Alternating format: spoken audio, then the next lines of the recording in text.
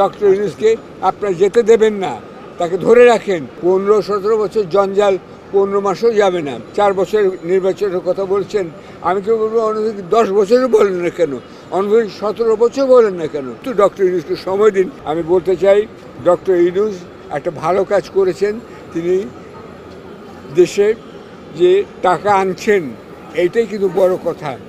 আপনারা নির্বাচন চাচ্ছেন অনেকে, কিন্তু মনে রাখতে হবে যারা চাইছে নির্বাচন তাদেরকে বলতে হবে দুটি কথা। টাকা আসবে কোত্থেকে? টাকা না আসলে আপনাদের ক্যামেরাও থাকবে না, মাসে শেষে বেতনও পাবেন না এবং জিনিসপত্রের দাম কমবে না। এই টাকাটা আনছেন ডক্টর ইউনূস।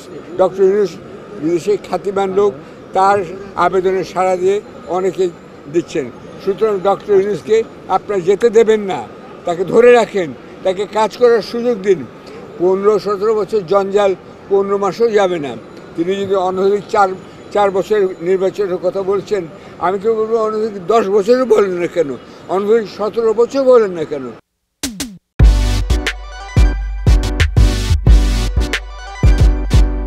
17 বছর যদি আওয়ামী লীগ রাজত্ব করতে পারে, অনাচার করতে পারে, আর একটা লোক যদি 17 বছর ভালোভাবে রাজত্ব করতে পারে, তাকেই থাকতে দেন, সেটাও আমি বলতে পারি।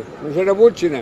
আমি চাই যে গণতান্ত্রিক নির্বাচন হোক, কিন্তু ডক্টর ইউনূসকে সময় দিন, টাকা এনে যাতে উনি এখানে করতে পারেন। একটা কথা মনে রাখতে হবে, তার সাফল্য অসাফল্য, আসিফ নজরুলের সাফল্য অসাফল্য বিবেচনা করুন একটা দিক থেকে। আজকে আমরা সবাই মুক্তভাবে কথা বলতে পারছি, আজকে আদালত চলছে, আজকে আদালত একটা নিরপেক্ষ ভূমিকা পালন করছে, দলীয়করণ হচ্ছে, এটাই কিন্তু বড় সাফল্য। আপনার মনে রাখতে হবে এই সাফল্য চোখে দেখা যাচ্ছে, এটাই বড় সাফল্য। তারপরে জিনিসপত্রের দাম স্থিতিশীল আছে, এটা আসছে সাফল্য। আর উনি যে ডক্টর খলিলকে নিযুক্ত করেছেন, এই জন্য আমি অভিনন্দন জানাচ্ছি। ডক্টর খলিলকে আমি বহুদিন ধরে চিনি, তিনি একজন সত্যিকারের দেশপ্রেমিক লোক।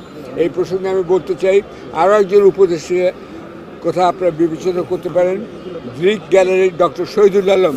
তিনি কিন্তু আপনার নিরাপদ সড়ক চায়ের আন্দোলনের বিশাল ভূমিকা রেখেছিলেন এবং টাইম ম্যাগাজিনে তাকে পার্সন অফ দ্য ইয়ার হিসেবে, অন্যতম পার্সন অফ দ্য ইয়ার হিসেবে নমিনেট করা হয়েছিল।